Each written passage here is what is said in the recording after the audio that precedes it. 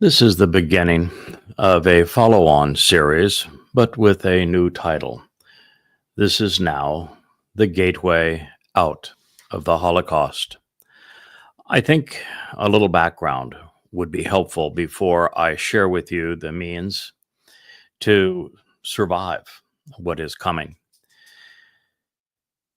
I translated and contemplated the implications of Yashaya 17 and 18. You would know it as the 17th and 18th chapters of Isaiah. Some 10 to 15 years ago.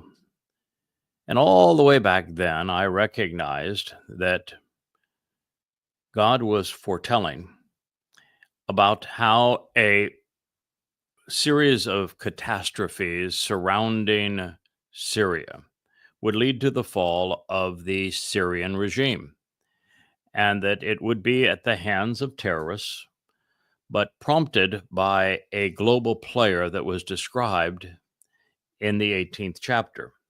That global player is Donald Trump in the United States of America. The unrest that the terrorist would cause and the removal of the prior government, as bad as it was, its replacement is far worse, according to the prophet, would result in turning Damascus into a pile of rubble. And the aerial footage that we now have of Damascus and the surrounding towns and cities shows that 106,000 buildings have been destroyed, 26,000 of them in Damascus proper. Prophecy was fulfilled in every one of these areas. And, you have to think, true, that this is pretty remarkable because Damascus is the longest continuously occupied city in the world, and God has made some very profound statements about it. And he said that its demise would come at the hands of terrorists, and that they would be aided by terrorists of Aurora, which is the outcasts or refugees in Jordan. He's speaking of those who masquerade today as Palestinians. Then, as a result of all of this carnage, the prophet predicted that Israel would be thinned at the waist. Now, this was an extraordinary thing to say back 2,700 years ago because Israel didn't exist at the time. There was the province of Yehudah, but even it was being threatened. At the time that Yeshaya wrote, the Assyrians had hauled away 10 of the 12 tribes, and therefore the tribes of Israel were gone. And shortly thereafter, the Babylonians would wreak havoc with Judah. And so there wasn't a Israel too thin at the waist. And there wouldn't be one until 1948. And you have to think how improbable that is because after the enslavement of the Egyptians, Mitzrayim, which was a miraculous liberation by Yahweh, and then the assaults of the Amalek and the Philistines, the rise of Dod to acquire Jerusalem and the Temple Mount and to protect God's people, unifying them, only to have his son fail and to have Israel fall apart immediately thereafter, to be besieged by the Assyrians, the Babylonians, the Macedonians, the Imperial Romans 3 times, the Roman Catholic Church, the Ottomans, Muslims, and their conquest of the world, and besieged again by the Byzantines, by the Holy Roman Empire, by the Nazis, by Muslims again, and now by Marxists, aiding and abetting Muslims. What are the odds that this could occur? It would have been uncalculable, and yet here we are, and the prophecy is on the cusp of being fulfilled.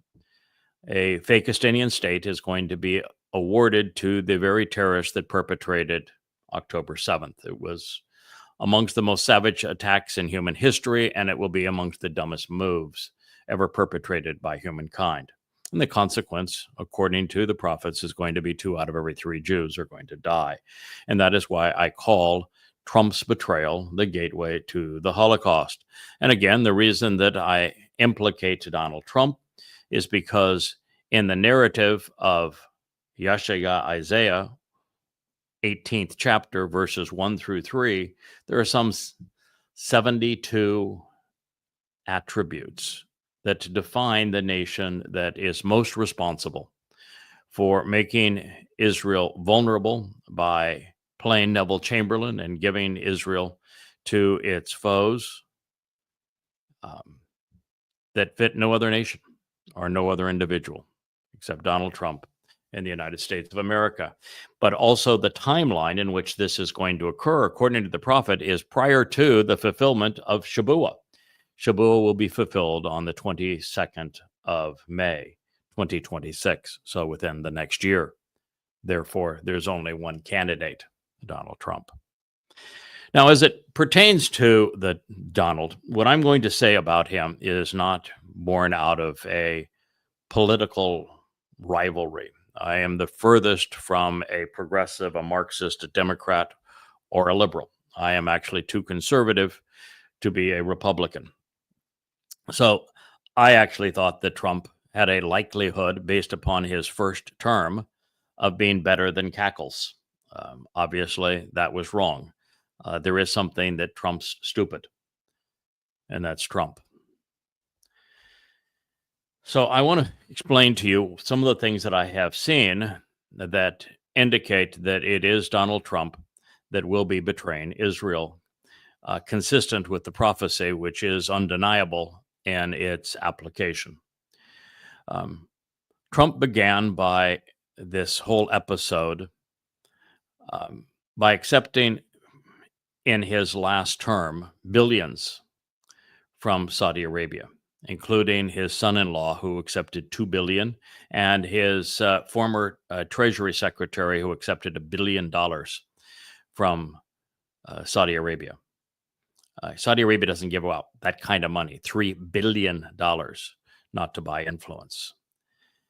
And then we have his first move pursuant to Israel, the appointment of Steve Witkoff. Witkoff was bribed $623 million by the Qataris, which is the International Bank of Islamic Terror.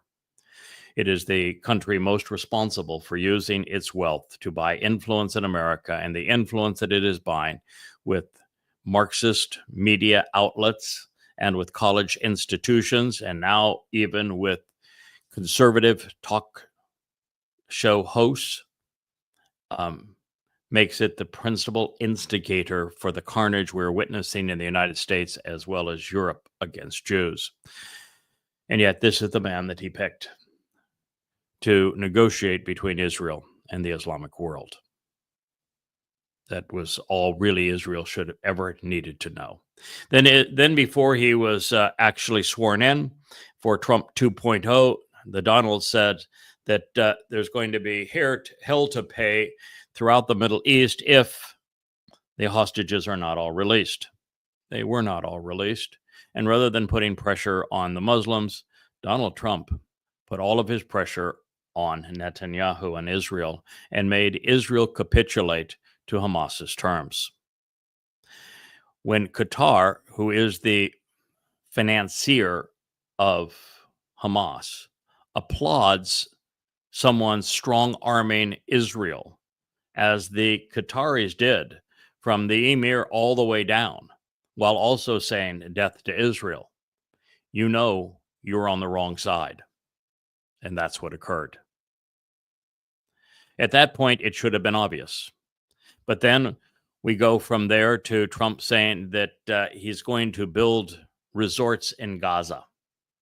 And then he says, I'm going to build emerald cities for Palestinians, as if there was such a thing, for them to live freely and prosperously in the Sinai and in Jordan without bothering to see how the Egyptians or the Jordanians thought about that.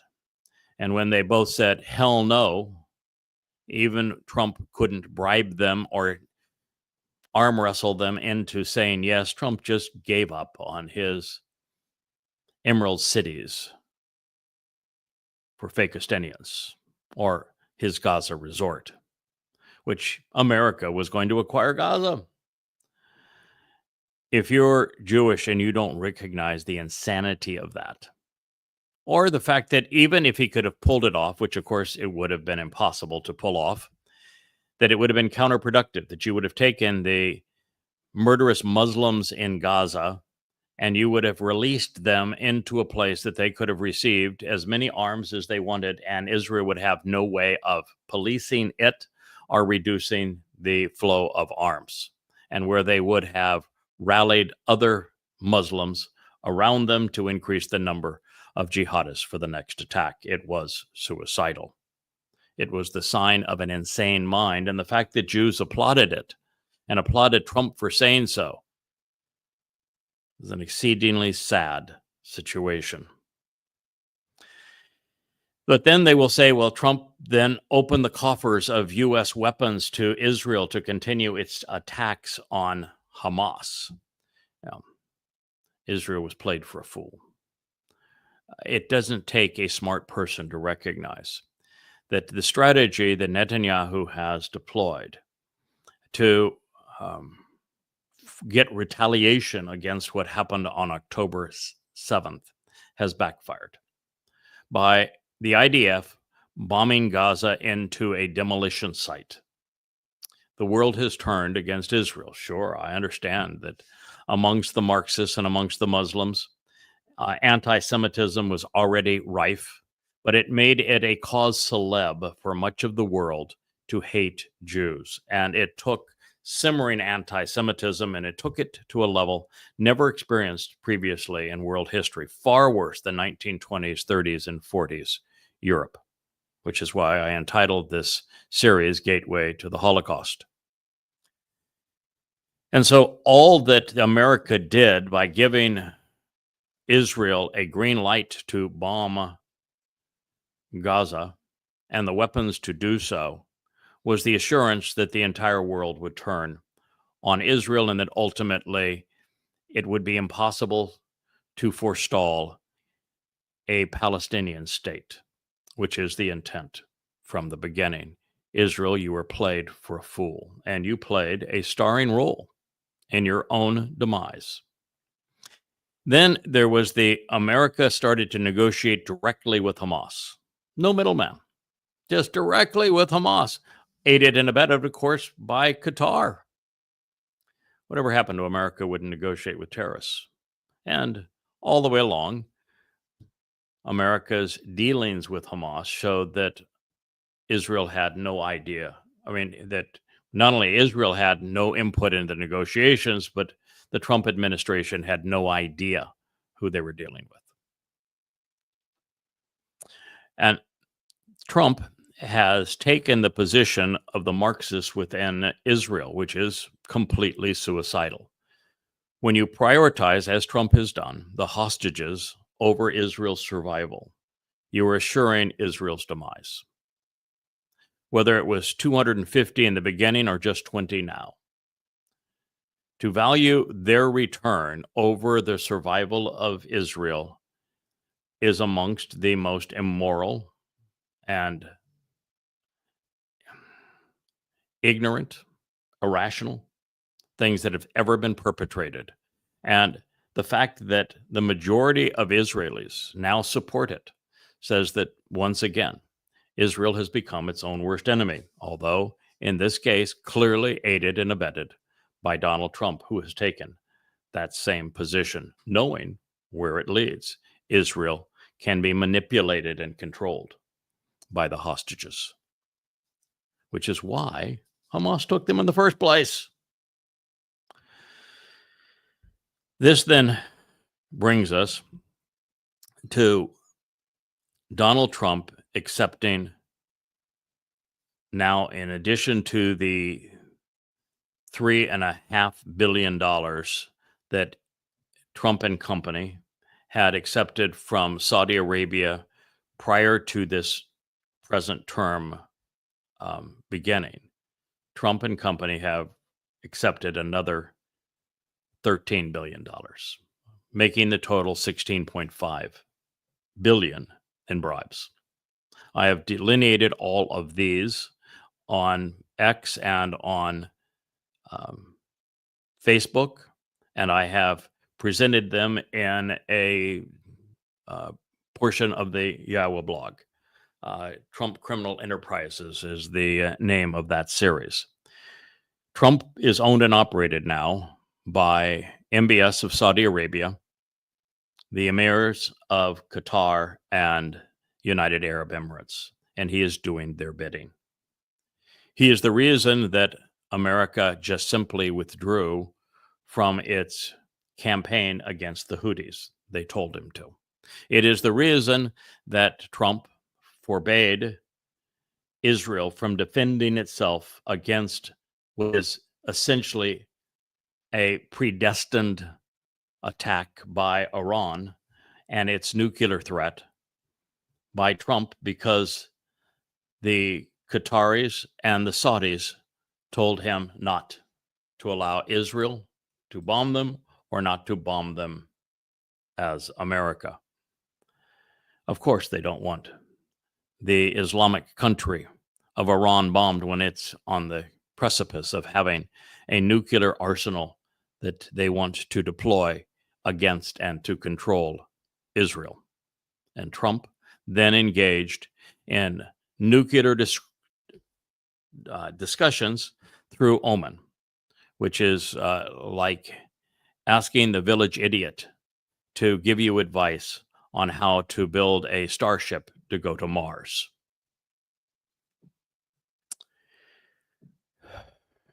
All the while, Trump claims that he is making progress when not only are the Iranians continuing to shout death to Israel and death to the United States, but they're also saying they're not going to give up uranium enrichment, which the United States, of course, said must be given up. And then we find out that the proposed deal allows Iran to continue to enrich uranium.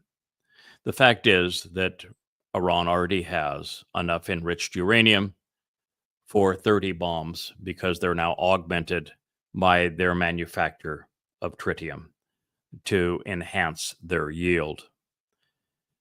All that Trump did is he stalled Israel defending itself long enough to allow Iran to finish their nuclear ambitions.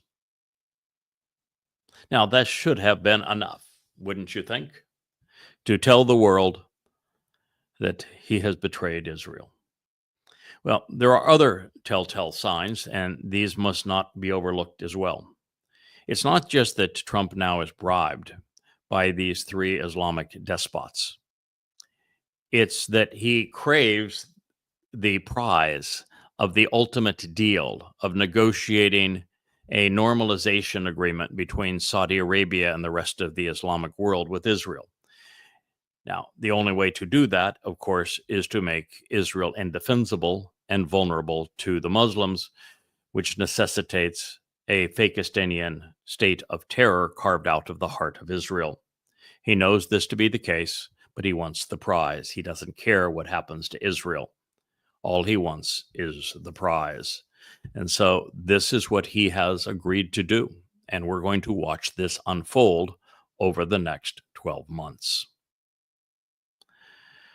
Now, there is another motivation beyond the bribe, beyond the prize, for Trump becoming the puppet of MBS and Qatar, and for him spending his first and only trip abroad. They're not only celebrating his business relationships and bribes with Saudi Arabia, Qatar, and the United Arab Emirates, and having gone to no other foreign country. And even while there, meeting with the head of the Islamic State as Jolani has overthrown the Assad regime, bypassing Israel, of course, in the way. But there is, as I say, another motivation, and it's important for you to know this. And it's a bit more complicated, but when Trump rebuked Zelensky in such a childish manner in the White House. Listen, I'm no fond of Zelensky. I think he's a creep, and I can't stand uh, the Ukraine because I have a long history and understand the graft of the Ukraine and its anti-Jewish practices over the centuries. But when Trump chose to embarrass him, it galvanized Europe against Trump and the United States. And then Europe decided, well, we're going to make our own weapons and we're going to declare our own war against Russia, since the current proxy war using Ukraine is America's war. It was started 17 years ago, and I've detailed all of the evidence that exists to prove that point. But when he did so, the Europeans began to conceive a workaround for the U.S. dollar as being the international reserve currency.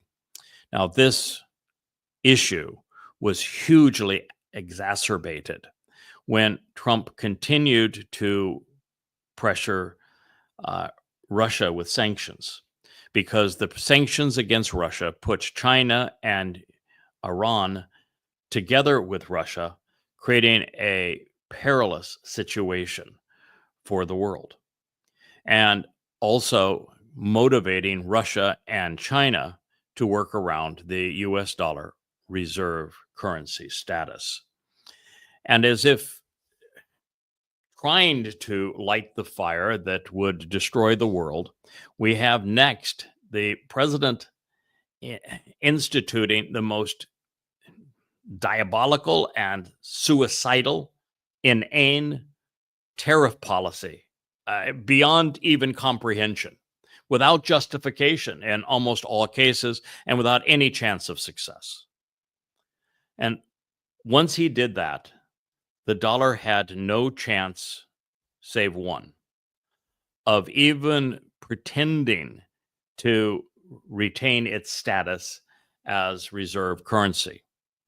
And the only chance it had then was to have the Saudis not become part of BRICS and to maintain some semblance of the petrodollar and the purchase of Saudi and other OPEC countries' oil. Now, let me explain to you why this is so important and what it cost the United States. The United States has nearly $40 trillion in federal debt, and when you consider state debt, it's well over $40 trillion. It isn't sustainable. It isn't, the country is no longer solvent. The official term for where we are now as the United States is bankrupt. But the United States has a fiat currency, which is the currency of smoke and mirrors, the currency of actual debt. And it has a Federal Reserve that can create the illusion of money, to create the illusion of solvency based upon the fact that there are so many dollars floating around because of the U.S. reserve currency status with international trade that the United States has destroyed. So without that international reserve currency status, then the Federal Reserve can't create the illusion of money without destroying the value of the currency such that there is runaway inflation.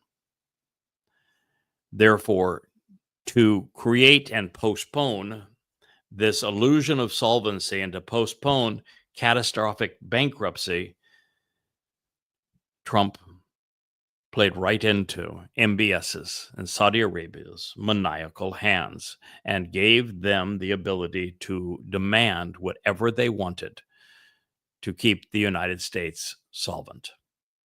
And what the Saudi Arabians wanted, access to nuclear technology. Now, a country that floats on oil and gas does not need atoms to boil water. So, the exact same thing has happened in Iraq and Iran with a nuclear program. It's to make a nuclear bomb. The United States capitulated. Number two, because of the intelligence delta between the Islamic world and the rest of the world, they needed desperately artificial intelligence and the chips that power it. Trump capitulated. Number three, they wanted a agreement where the United States pledged its military, its own sons and daughters, to defend the kingdom against any foe, including Israel. The United States capitulated. And then they wanted weapons. Lots and lots of powerful weapons. And the United States capitulated. $150 billion more weapons. And of course, they want Israel to have to give up its heart for a Fakistinian state of Islamic terror, so that the next October 7th won't just be from one direction, from Gaza, but will be from inside the very heart of Israel and be unstoppable. This is what he has done. I saw it coming. I explained every nuance along the way. I did everything I could tell you to demonstrate that the President of the United States has made this decision. And he is now taken out of his administration those who were pro-Israel and who spoke on behalf of Israel. The lone token pro-Israel person is the ambassador to Israel, Huckabee. And, he's a talk show host. This is where you are, Israel. You're about to be sacrificed. Now, I realized, because the prophets had said so, that not only was this going to happen over the next year, but also the consequence to Israel, according to the prophets, makes Israel indefensible. And they talk about a flood of jihadists, of terrorists coming into Israel that are so far beyond Al-Aqsa flood that they can't be stopped. And that millions upon millions of Jews die. That's why I called it the gateway to the Holocaust. Well, that's where we are. And what we have witnessed now around the world, and Jews are finally waking up to this, is that the world has turned against them. Jews have made a whole series of mistakes. One is actually parenting the ethnic slur Palestinian in Palestine. Jews say it all the time in their media, even in political office. And by acquiescing to that ethnic slur of Hadrian, you've already played into their hands and you've lost. And yet they have. The Jews went after Hamas as opposed to Islam, when the overwhelming majority of those who invaded Israel to rape, kidnap, torture, and murder Jews were not Hamas. They were simply Muslims. And they're going after Hamas as if they can wipe them out, not realizing that Hamas is Islamic and Gaza is Islamic. And in Islamic culture, you can't wipe out Islam, particularly with bullets and bombs. You simply make more of them. But all the while, Israel is manufacturing enemies around the world at a prodigious pace. And so what we're seeing now in the Marxist Muslim alliance, something that I began to speak of years ago as the greatest threat to human existence, now they're beginning to wake up to this reality, but way too late and without enough knowledge to do any good. Now, that's the gateway to the Holocaust. There is a gateway from it. And I want to continue with Yashaya because he tells us that gateway, and it begins fairly ominously. It will end positively, but for a very small remnant of God's people. And you need to know what God's position on all of this is, because Israel continues to speak of a G-D and of a Hashem that they do not know. And until Israel begins to recognize Yahweh by name, proclaiming his name and restoring his place in their lives, God's going to remain estranged from them. Indeed, because,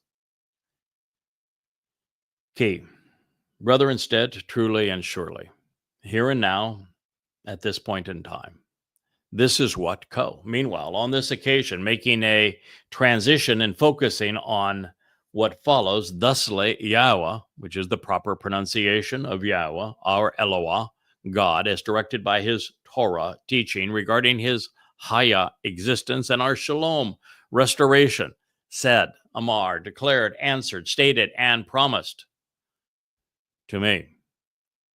This is to the prophet Yeshaya, Isaiah.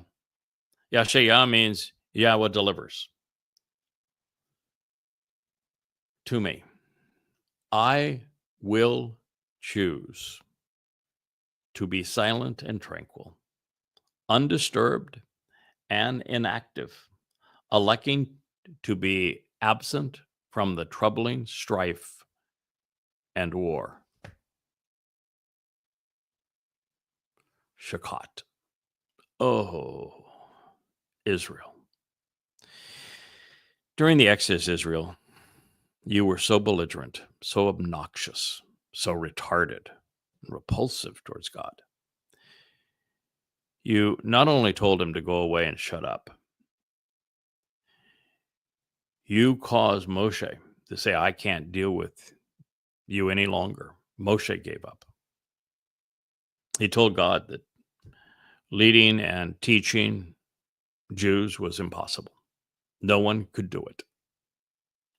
And that he would just prefer God to kill him as opposed to continuing this agony of pretending that God's people were somehow reachable. God didn't say to Moshe, pal, yeah, they have their moments, but all in all, I love them, and, we're going to stay the course. He didn't say that at all. He said, I agree with you. They're obnoxious. They're belligerent. They're embittered. They're ungrateful. They are indeed disgusting, is what God said. And I'm out of here too. We're going to go through the motions, but apart from 20 men who I will speak through over the next thousands of years, I'm not going to have any interactions with the Jews. That's what God said. I'm going to be silent and tranquil. Now, here, this statement is on the is immediately adjusted, juxtaposed to, adjacent to the thinning of Israel at the waist, the creation of a Fakistanian state, the betrayal of Israel by the United States, and Israel becoming indefensible and war becoming imminent with the world, but perpetrated mostly by Muslims. And God is saying, I'm going to stay out of it. I am going to stay out of it. I'm not going to engage. Shakat. I will choose to be silent and tranquil, undisturbed and inactive, electing to be absent from the troubling strife and war. My desire will be to be serene in a vastly more favorable circumstance, removed from the fighting and the angst, as well as the fissures in the relationship. Having resolved the most pressing threat, I will choose to distance myself from the tumult and strife, being quiet and calm. Call, imperfect, cohortative, actually and ongoing, as an expression of first-person volition. God's given up on you, Israel. You did this to yourselves. Judaism is the root cause. God despises religion, and no religion does God hate more than Judaism. Rabbis not only robbed you of God's name, They robbed you of the intent and the means to benefit from the covenant. They robbed you of the intent and means to benefit from the Moed Mikre. They robbed you of your Messiah and your Savior and your King. They stole your soul, all to make a buck from their religion. But worse than that, rabbis created Christianity and Islam, your two most formidable foes. And God said, I got nobody to rally around. There's no one for me to reach out to and benefit. There is no one that I can say I care about that person because that person cares about me. God says, I'm just going to sit it out. I'm not going to intervene, just like God didn't intervene in the Holocaust. You've done this to yourself. Then I will thoughtfully choose what to observe, electing to respond appropriately. Nabat. I will choose to look at what I desire, interpreting and considering what I choose to see, paying attention to and anticipating my genuinely desired unfolding and caring reply. In the Hiphil stem, the subject causes the object to participate in and share the action of the verb in a similar fashion. And in the imperfect conjugation, it makes the action ongoing, while the cohortative mood expresses the desire of the subject in this case. God's going to choose what he wants to engage in and how he will engage with those individuals. Doing so in my place, Macomb, my well-known location in space where the universe was fashioned, formed, and established, which is the basis for and the foundation of life. My provision for life, which has been prepared, my known dwelling place from Ma to question the implications of who, what, why, where, and when, Kun, to prepare and firmly establish, to direct aright, and to be consistent with. The radiant glowing, Tashak, the dazzling and beautiful, the handsome and shimmering, the clearly understandable source of beaming illumination, aglow with passionate warmth. Chom, the aroused and ever growing, more zealously enthusiastic from Chamam, to exude warmth and to be passionate of the Almighty's light, or a luminous nature, enlightening brilliance, shining illumination. And it will be similar to an enveloping cloud of warm light, of encompassing mist, providing an abundance of prosperity. The warmth and enthusiasm of the harvest associated with the branch, the reaping and gathering in of the shoots off the branch of the tree during an anguishing period from Katsir, during the loathsome discouragement and vexing grief of a time which must be cut short to preserve a few lives. Yashaya, deliverances from Yahweh, Isaiah 18:4. Boy, I gave you the full amplified version of that, didn't I? Well, we're going to talk about each word and seek to elucidate as much understanding as we can from this. But let's just summarize the gist of it. Yahweh was saying, I'm staying out of this. Israel, you have made yourself indefensible based upon the actions of Donald Trump and the United States. You put yourself in this position, and they're betraying you. And as a result of this, Israel is now indefensible. And therefore, you're going to experience a far worse version of 10:7. I think it's 1,000-fold. And that it will occur within 2 years' time. within a year of the beginning of the time of Jacob's troubles, which it begins in May of 2026. And that God's not going to intervene for you. He is not going to shoo the Muslims away.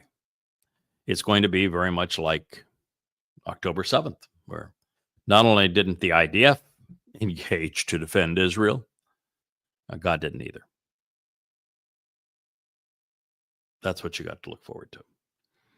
Now, God says, I'm going to be serene, and uninvolved in this war, but I am going to pay attention where I want to, where I think that I need to, for the things that I want to perceive and to act upon. And that as a result of this, I will be delivering my light, my illumination, my enveloping spirit. And this will effectively lead to a harvest, a katsir. And therefore, my attention right now is not on trying to save Israel from the United States or from Muslims or from Marxists. My attention is going to be to enlighten the one who is making the most of the ensuing harvest, the katsir. My priority is having a productive harvest at this time. That's a good summary of it. Now let's delve into more. Well, the fact is, this is more the norm than most people want to realize, because God just is not involved in human affairs. Unless it is necessary to assure the continued existence of Israel, which he will finally intervene, as it appears that all is lost, beginning on Teruah in 2033. God really does not care much about the rest of human existence. We are going to nuke ourselves into oblivion. We're going to choke the planet. Everything bad is going to happen, and really God doesn't care, because he has the means to restore the earth back to the conditions of the Garden of Eden. And the fact is that all of those who are bludgeoning themselves into oblivion aren't going to be part of that anyway. So if they kill themselves, it's just sparing God the trouble. Yahweh Shakot chooses to remain undisturbed and inactive, electing to be absent from the troubling strife of war. Well, the fact is that God's people told him to shut up and go away. And God says, all right, no problem with that. I will do that, which means that at that point on, God would speak through a select few men, some 20 of them, a couple of women as well. Although we don't have much from the women that he spoke through. And it's probably only 15 of the 20 men that we have a significant legacy as to know specifically what they had to say about God and his people. But this is how God would communicate, and what his people did with what he conveyed through those individuals would make all the difference. And finally, it came to a point that by the time of Malachi 450 BCE, he was the last receptive Jew. From that point to today, 2,500 years later, there wasn't a single Jew who would listen to God. So there was no reason for him to engage. There was no one who would even acknowledge his name, who would acknowledge his son and what his son had accomplished, who would prioritize his testimony over religious rubbish. So God says, there's no one to talk to. There was no reason for him to engage. There was no one through whom he could engage with. So it's not that he doesn't want to intervene, but that he is precluded from doing so because there's no one through whom he can engage, particularly with Israel. Now, God always communicates with and works through those willing to listen to him. That has always been his modus operandi. And he then directs those who listen to his prophets.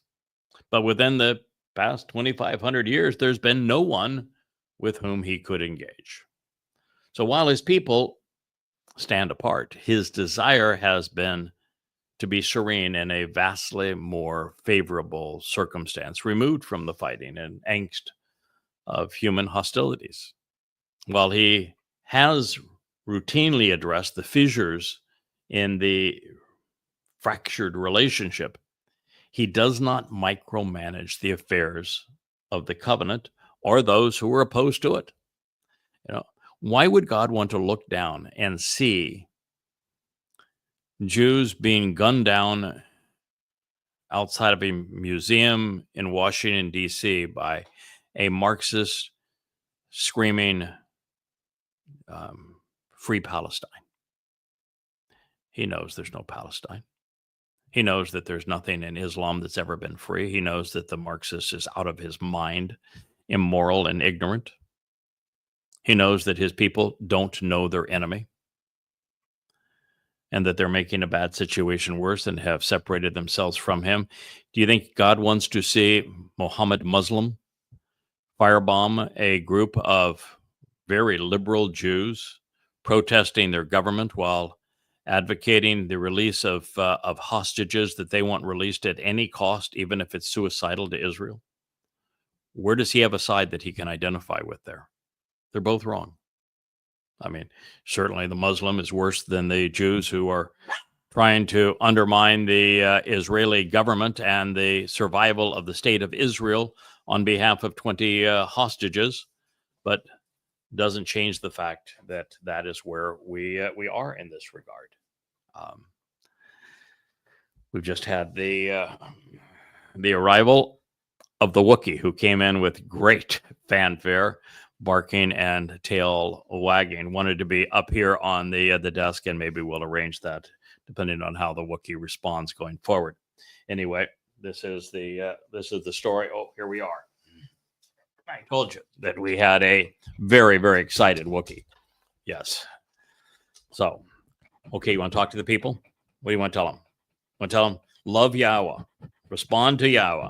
Yeah. Okay. I appreciate Dode. Dode is my king. You want to tell him that? Okay. I will protect you if you are responsive. You want to tell him that too? Okay. Well, he's not very talkative tonight. That's what he would say if he could talk to you. Well, just take my water, see if I need it. He doesn't really care for water very much because he has a hankering for iced tea. Sometimes we just have to live with what we have there, Wookiee. God has nothing but sadness if he would look on his people now.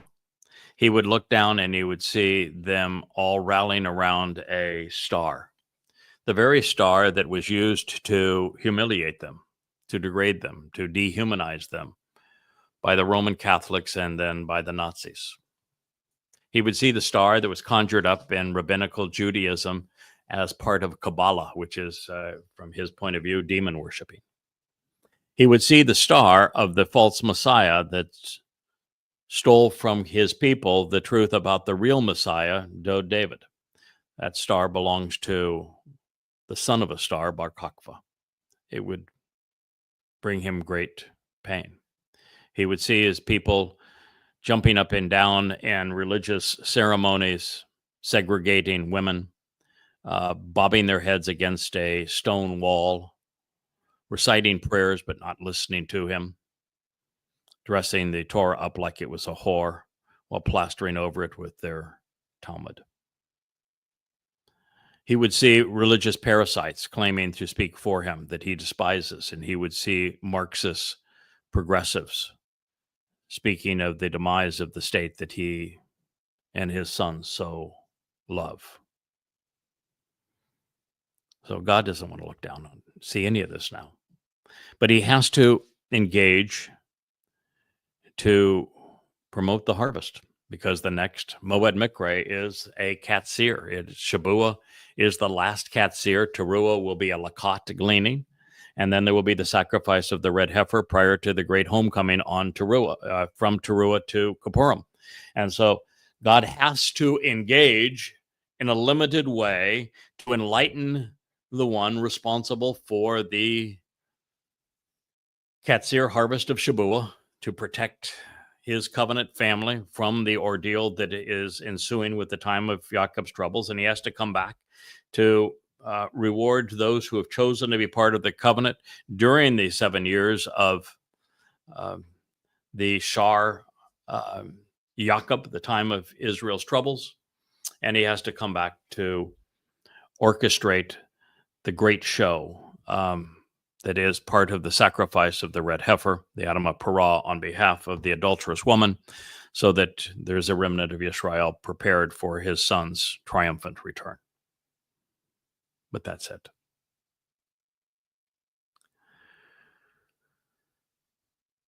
Shakat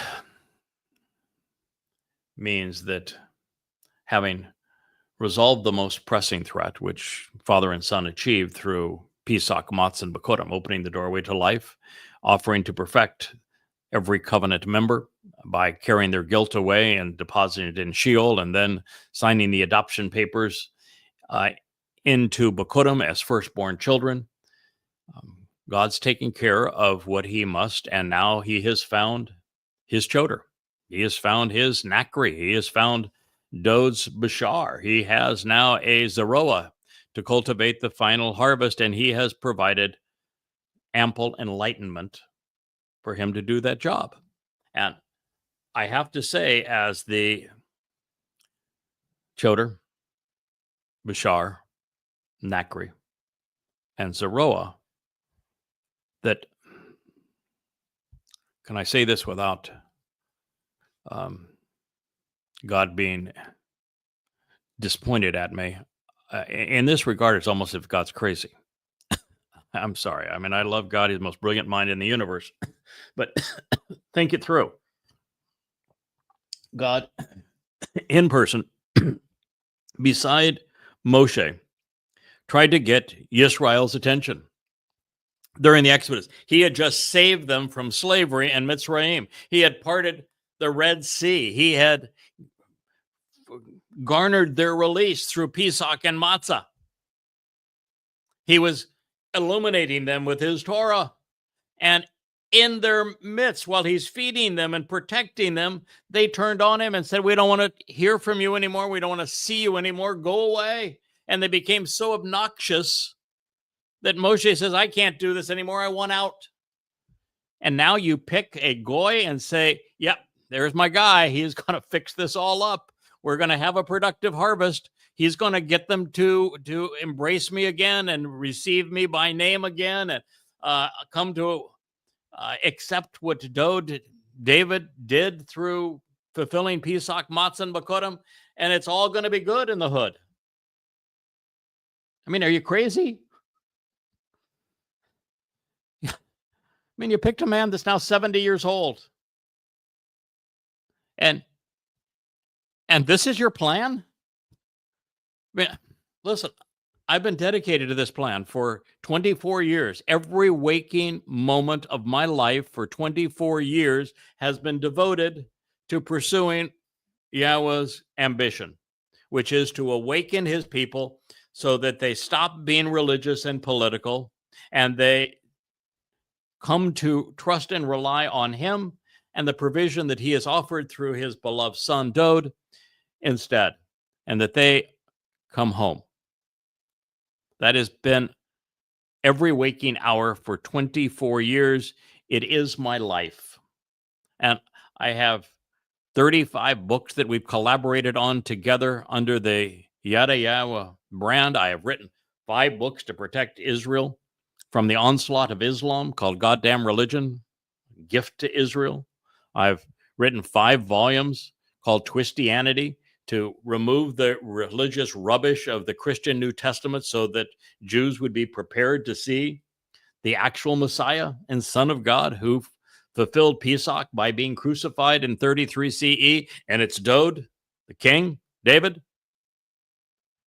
I have repudiated Rabbinic Judaism through the Babel series, of which there's 3 volumes, because it's rabbis that created Christianity, Judaism, and Islam, all to separate Jews from Yahweh. I'm trying to resolve this terrible atrocity and abomination that has been done And I'm committed to it. And we've seen tremendous progress in this collaborative effort. And I realize that Yahweh is providing for me more than he's ever given to anyone to get this done, which is the seven spirits of Yahweh. And he's all in, and that he has issued hundreds of prophecies to affirm the work we're doing together. And according to Yahweh, we prevail in the end. But are you kidding me? I mean, I'm the object of this. I'm devoted to this. And it's even hard for me to understand how we're going to prevail after 3,500 years of na na na na na, sticking out their tongue, pointing their finger at God, spitting in his face. It's a tough audience. Well, God obviously thinks that collaboratively we're up to the challenge, and that he has a team that he has surrounded me with that is capable of disseminating this information, and that we're going to prevail. He says so. He's never been wrong on a prophecy, and he's indicated that we prevail. But oh my, when he says that he's going to be tranquil up there in the heavens, and this is what he's going to do in a very narrow and focused way to facilitate these harvests, it's putting the future of the planet in an unqualified man's hands. Now, that's a little bit unfair, not into the assessment of what he's working with in me, but because of the fact that he has enabled me with his testimony and with the seven spirits of Yahweh, and has afforded a literal army of Malak to keep me safe and healthy and able. But wow, still tough to process. Even Wookie says, I'm out of here. You're asking too much of a dog. He's over there now with Rich being co-producer. So Yahweh is revealing that at this point in time, for a number of reasons, not the least of which is that it is important for us to stand his nature in the fact that he has no interest and no desire and no need to witness the horrible things that are going around. It's why when the religious pray, I said, why would you think that God's going to listen to you mock him? I mean, you've got 2.5 billion people that think that God was no bigger than a man, and that Jews killed their man God. And they came up with this crazy name of Jesus Christ. And he's only a blend of what was robbed from dough combined with a heavy dose of Dionysus. And you think God's going to care about those people that are so stupid as to believe a New Testament whose principal author and first 14 books were written by a man who claimed to be inspired by the God he contradicted at every possible opportunity? And then you have 2 billion people in the next largest religion that believe Satan is God, and that God rewards those who kill Jews.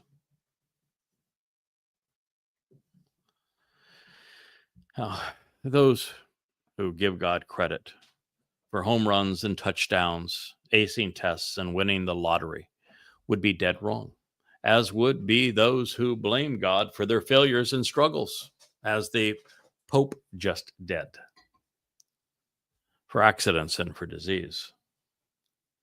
Second, there is the propensity for people in desperate situations to cry out for God for help when he does not answer, as will be the case on this day. Those who are suffering either turn to fabricated beliefs or discount his existence, both of which are counterproductive. Third, forewarned is forearmed. If you want God's help, reach out to him at a time of his choosing. Know what he is offering and seeking in return. Do not turn to him out of desperation. It is neither respectful nor is it fair.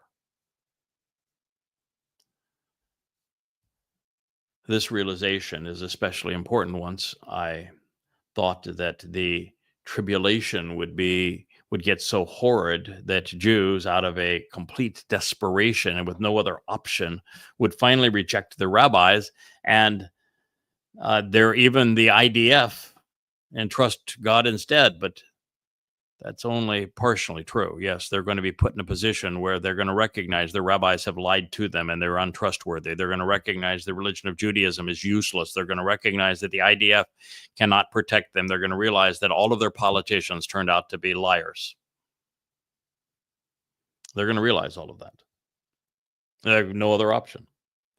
And there will be a number of them who will have listened to the Iowa blog, who will have read the books at yadayah.com, who will respond, and they are going to find Yahweh waiting for them with open arms. Now, with Judaism's antiquated and burdensome religion, bleeding credibility, and holding unproductive Jews in spiritual custody as parasites, a younger generation is going to gradually forego their absurd traditions and choose freedom. And that is beginning to happen. Then, with the Israeli government becoming incapacitated and embroiled in ever more inexplicable parliamentary infighting and scandals, a great many Yehudim will begin to search for a rational alternative. Their quest for credible answers will bring them to the Nesh, the sign which Yahweh has endorsed at this time that he is raising for all to read. That sign is called Yada Yahweh. And he is raising it for this reason on their behalf at this time. Based upon what they read, what they hear, what they learn, many will accept and act upon what Yahweh is offering to them and asking from them in return. The Nesh is the solution to the problem of desperation. Yada Yahweh, free at yadayah.com. Free here on the Yahweh blog. That's my purpose, is to be the sum total of these books and all of I have learned, to be the first person that's put the entire picture together from beginning to end, while also dispelling all of the religious myths that have hidden the picture God has presented. An extraordinary thing that God has done with his co-worker. Now, the last thing Yah wants is to have millions of religious and politically inclined individuals choose him only because he's offering a safe harbor in the midst of impending doom in this storm. An eternity with such souls would be hell. Out of harm's way, such individuals would revert to their old ways.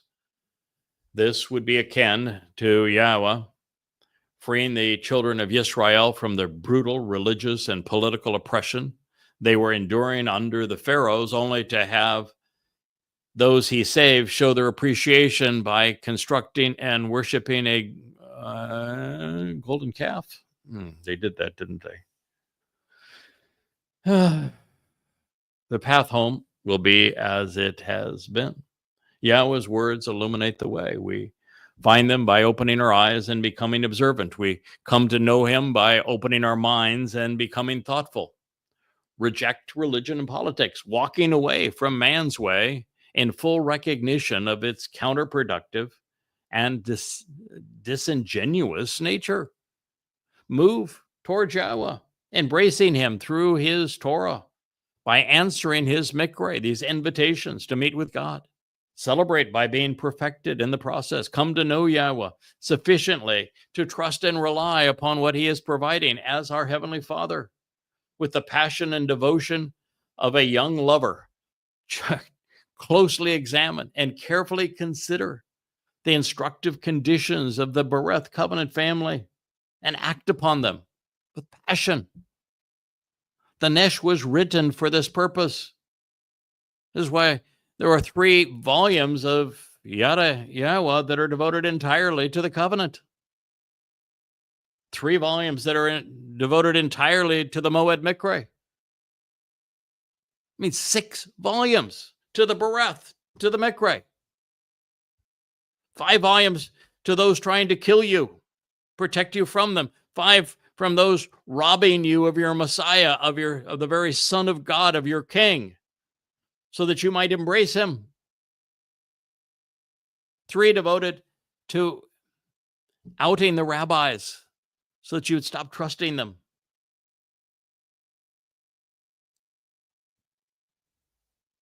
The Nesh was written as Yada Yahweh for this purpose. So if you are circumcised, you will begin to appreciate why Yahweh wants us to be separated from the world and unto him.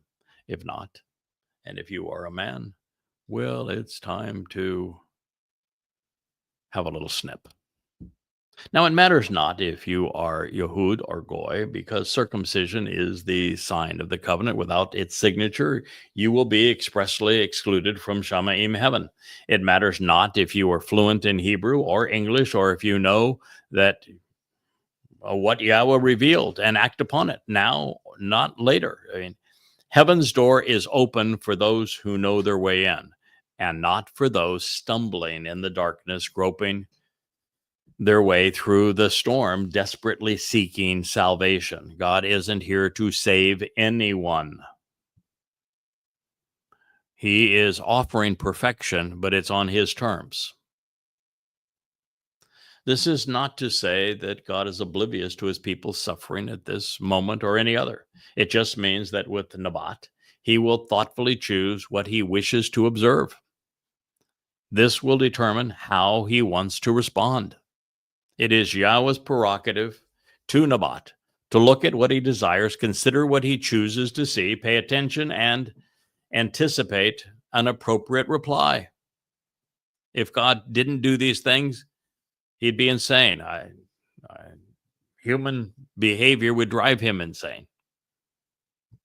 So he chooses not to be driven mad by us. And therefore, he must ignore the overwhelming preponderance of us.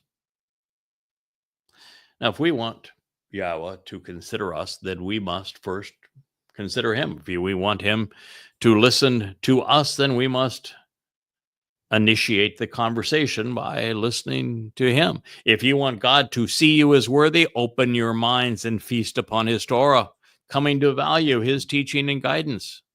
And know this, Yahweh will always support his Bereth family.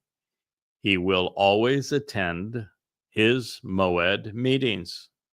His Mikre invitations are always open. It's simply a matter of shub. Shub to Yahweh, return, and Yahweh will shub to you. Shub for shub, or no shub for you. Yahweh's vantage point is telling in that he uses Makom, which is a well-known place located within space-time where the universe was fashioned, formed, and established, and from which the basis for and foundation of life was conceived. While this is obviously the spiritual realm known to us as Shamaim, heaven, God's verbal depiction is considerably more insightful. The Creator is revealing that while his creation is making life miserable for themselves, he is where it all began. So wonderfully, so long ago, and with so much promise and joy, which was 6 days ago from his perspective, being able to view time as a photon of light.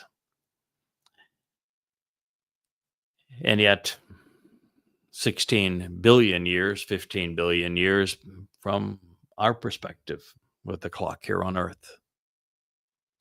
It was from this perspective in his Makom, his place.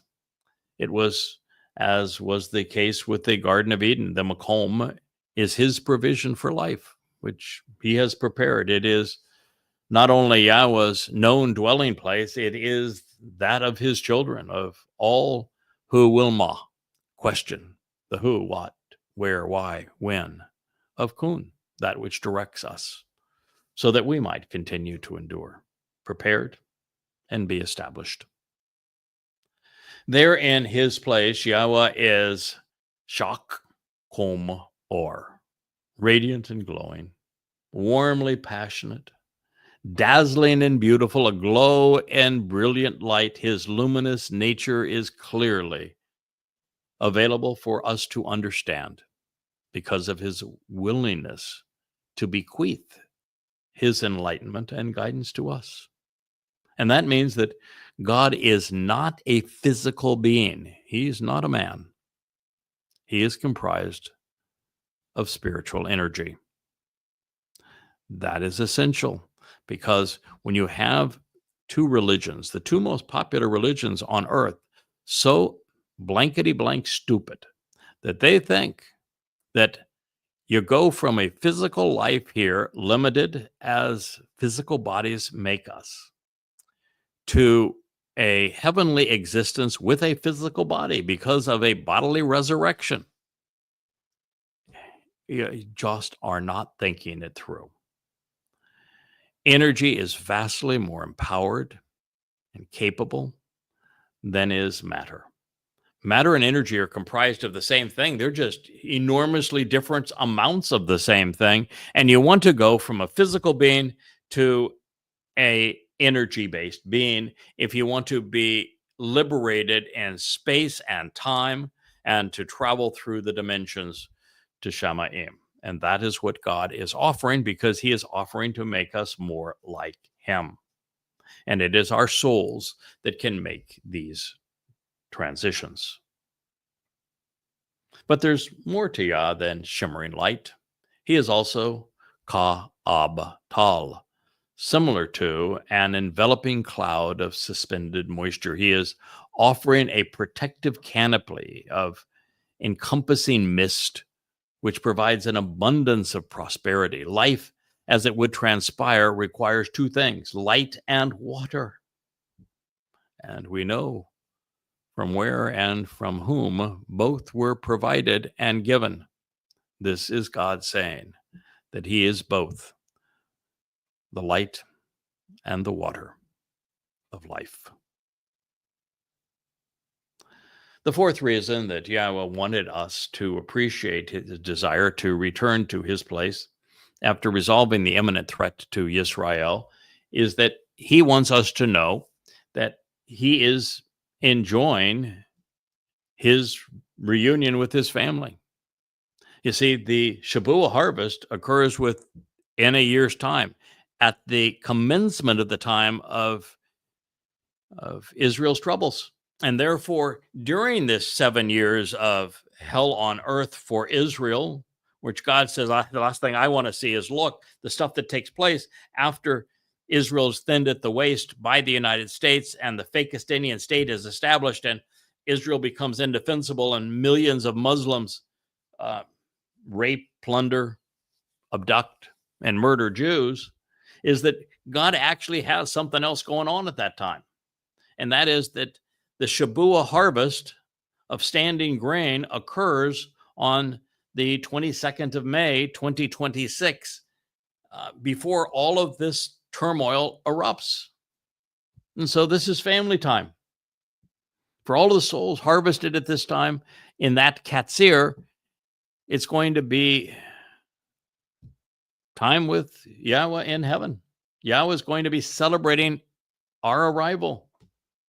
We will have his undivided attention as he expresses his Chom Katsir, genuine warmth and heartfelt enthusiasm over this, the greatest of harvests. This is how the Torah and prophets present Yahweh, our Heavenly Father. He is a warm, approachable, embracing, and glowing light. He cannot wait to envelop his children in his love. He wants to be as close to them as the dew is to the standing grain. Now, I don't know how I could have missed such a thing, but there is no way there is much more to Katsir, harvest. And This series that we're doing upstairs in the library studio is Cat's Ear Harvest. And it is all about the two of them, which is Shabua followed by Teruah, the bookends of the time of Jacob's troubles. And so we know a lot about this particular word, but there's also an element to Cat's Ear that I don't speak of very often, but in this context is meaningful. A cat's ear is a twig, a shoot, or a stem off the main branch of the tree. That is also a definition of choter. The person that Yahweh chose to write this Nesh sign, that he is imbued with his 7 spirits. The choter is a twig, a shoot, or a stem off the main branch of the tree.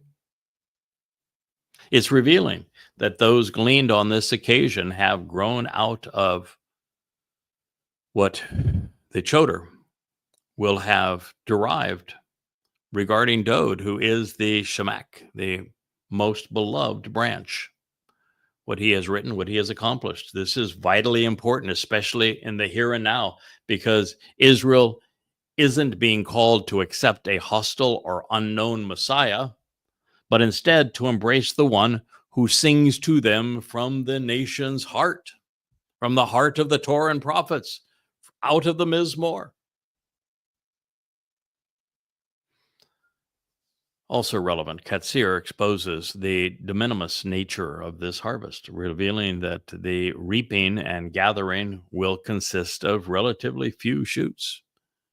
Further, although Katsir, and through Katsir, we discover that this will occur during an anguishing period of loathsome discouragement and vexing grief at a time which must be cut short to preserve a few lives. And,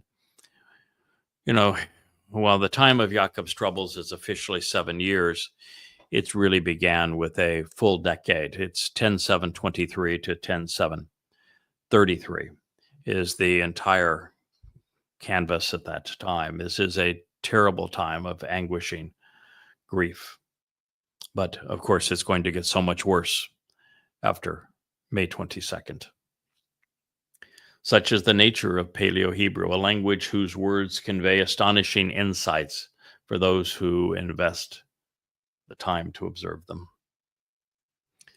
There is a 5th reason that we have been told by the Almighty himself that after saving Israel from destruction by annihilating and then purging his land of a tidal wave of perhaps tens of millions of invading Muslim militants, that he has not just returned to his place, but that he will be inactive for a time. He wants us to realize that the tormenting and terrible abuses endured during the time of Jacob's troubles will be perpetrated by man and not God. It is Muslims and the Marxists who are supporting them that will cause such grievous heartache, worse than the Holocaust, not God. It is Israel's belligerence towards God which will cause God to stand back and allow it to happen, and only stop it when it must be curtailed. But these events were brought on by man. Now, this prophetic statement serves to affirm a thinly embraced conclusion. The fact remains that Yahweh rarely intervenes in human affairs. He only acts to enable and fulfill his promises. God does not heal the sick. He does not raise the dead. He does not choose who gets the pretty girl on the date. He does not determine who wins the lottery. God is involved in the big picture. And right now, the big picture is to have a productive Shabua harvest. And then the focus is going to be on the Teruah gleaning. And then the focus is going to be on the sacrifice of the Adam Parah and the preparation of the final remnant of Yisrael. And then the focus is going to be on his return with his beloved son, King Dode. And then the focus is going to be on restoring the earth to the conditions experienced in Eden and taking this remnant into the garden, where we can enjoy 1,000 years together celebrating. And the focus is then going to be on educating that remnant such that they come to grow in their appreciation and relationship with Yahweh. Um, and after that, there will be other things to attend to, including us serving as witnesses when Yahweh creates an additional entire universe for us to enjoy and explore.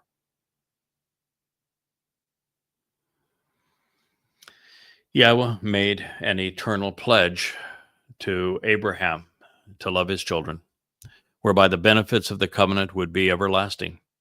Should he fail to intervene to thwart mankind's assault against his family, his pledge would be negated. And while I sometimes question his choice, God has chosen to instigate the receptiveness of his people and their return to him through this Choder, through the Nakri, through the final Zeroah, through Dod's herald, albeit with his 7 spirits. Now, bringing all of these thoughts together, we find Yahweh conveying these words to Yeshaya, Isaiah, for our edification and benefit. It begins with God issuing a warning to his people, especially the 7 million in political Babylon.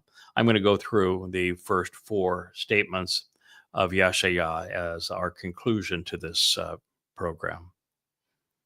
Now, remember, this follows the fall of the Assyrian government, which we have witnessed, destruction of buildings in and around Damascus, which we have witnessed, an uprising of terrorists, which we have witnessed, those terrorists leaguing with the exiles and those who view themselves as owning Israel, who are in Jordan, with the world being poised to give Israel's heart to these very Muslims who have terrorized the nation. And that it is following all of this and the realization that all of this is occurring in advance of the Shabuah harvest, 22 May of 2026, that we then read, woe, expressing dissatisfaction and a warning of impending doom to the land of whirling and hovering wings, of loud percussive flying weapons with vibrating and noisy metal components swirling around, which devour and destroy, and with the rhythmic clamor of armaments which fly in and attack, coming from well beyond where the land ends, from a distant place at the far ends of the earth, often stealthy, which, relationally speaking, is from the region situated across and on the opposite side of the world. This is an arrogant and haughty place, prone to furious outbursts, born out of an improper attitude and bias, meddling as a busybody, with the propensity to involve itself in the affairs of others. It is located in the direction of the rivers of Cush, and thus an association with Babylon. Yeshaya, Isaiah 18:1. It dispatches weapons of war, sending out battle groups with an arsenal of missiles for the purpose of extending its influence by way of the sea and in the manner of Gentile nations, along with envoys, including authorized representatives of these false gods. It is prone to deliver an anguishing religious message under the guise of protection, which causes great distress because world events will pivot in a detrimental and painful manner based upon the provisions which the delegation will insist upon and impose. This will start the birth pangs. And so, in swift floating vessels quickly swallowing up great distances, among warships equipped to rapidly accomplish their undertaking, which is to control others, even if collateral damage is a consequence, within the ships where absolute authority is imposed, such that those inside are essentially captives. imprisoned to fulfill the mission over the surface of the waters because of the presence of the flood waters. The messengers who are empowered to protect, or project, I should say, influence and impose their authority, travel swiftly. They're indulgent, and they often inappropriately trivialize the complexity of the situation, while disregarding the consequences, unfairly indifferent to those whose situation they are quick to slight, impulsive and imprudent, cursing the lives of those who are intending to meddle and to demonstrate a propensity to hurriedly underestimate the intricacies of existing relationships and thereby rapidly make bad situations much worse as they move from one place to another in a short period of time without sufficient regard for their victims or the end result of these missions.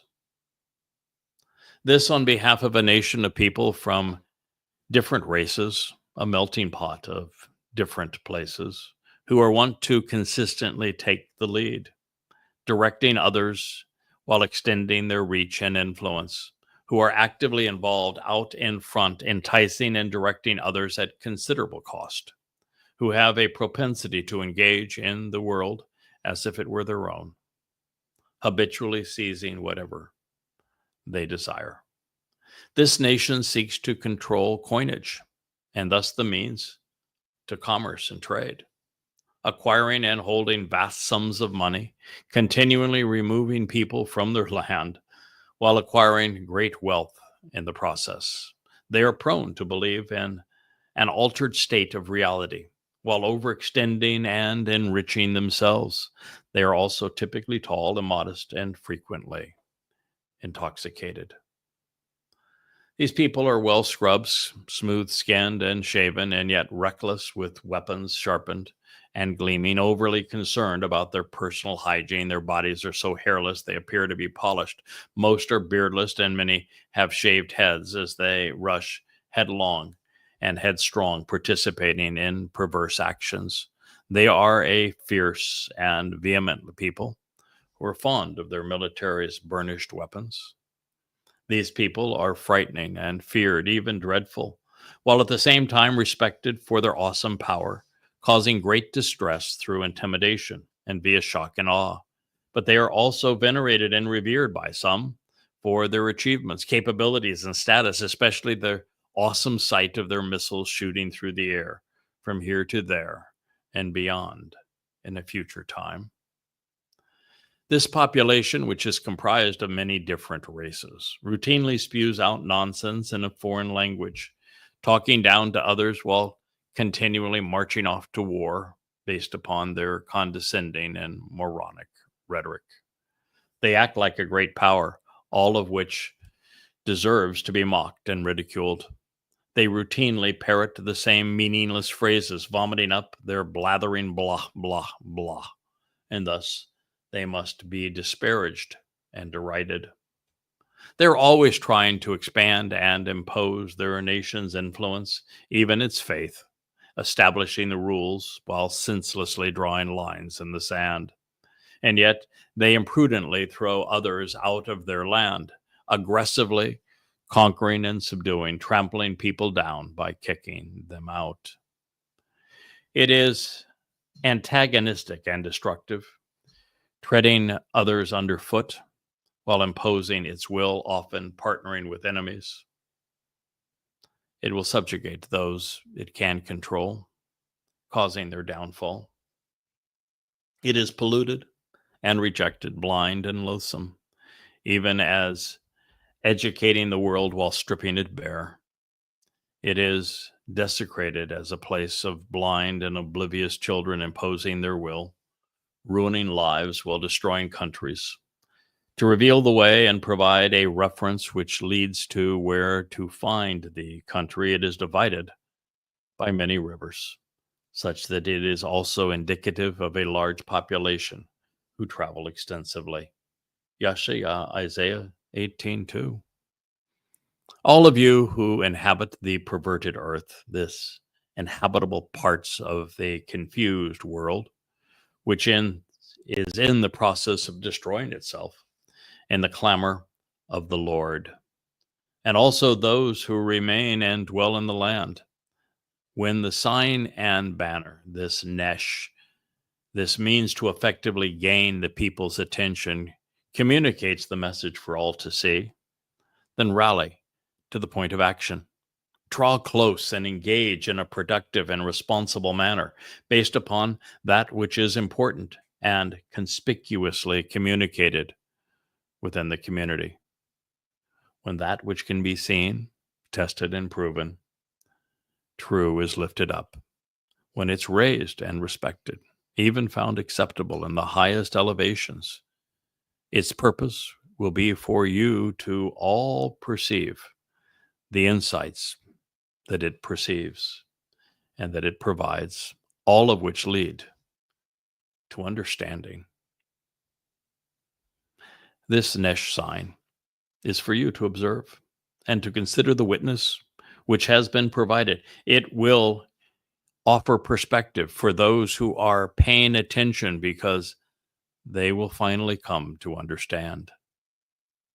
Simultaneously, a shofar comprised of a ram's horn will be used to issue a warning about opposing Yah while conveying the benefits God is offering on Yom Teruah and also on Shabuah.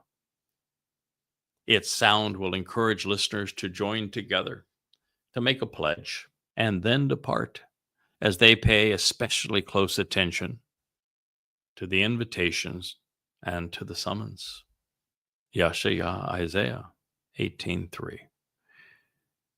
Which brings us to, indeed, this is because here and now, at this point in time, making this transition and focusing upon what follows, this is what Yahweh said to me.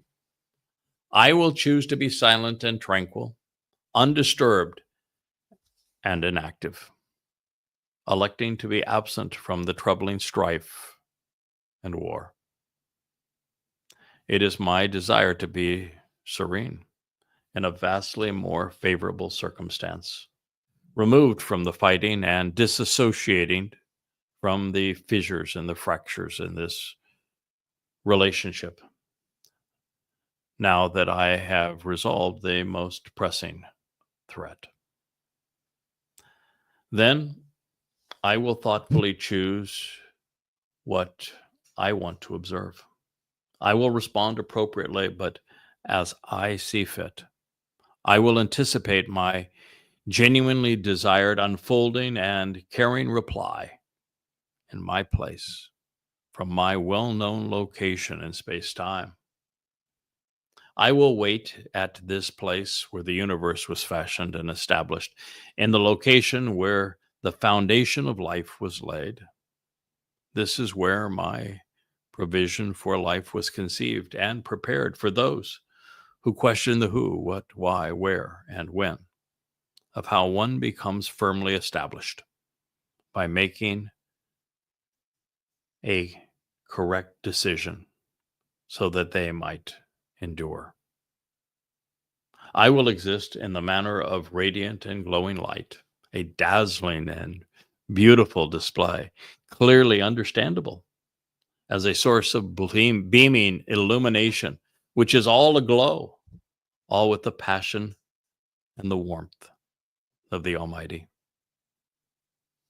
Similarly, I will be manifest as an enveloping cloud of visible moisture suspended in the air. This will comprise a protective canopy and a covering encompassing as a mist, and it will provide an abundance of prosperity in the warmth and the enthusiasm of the harvest.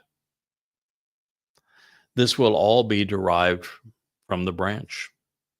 This reaping and gathering in of the few shoots off the main branch during an anguishing period from the loathsome discouragement and vexing grief of a time which must be cut short so as to preserve these few lives.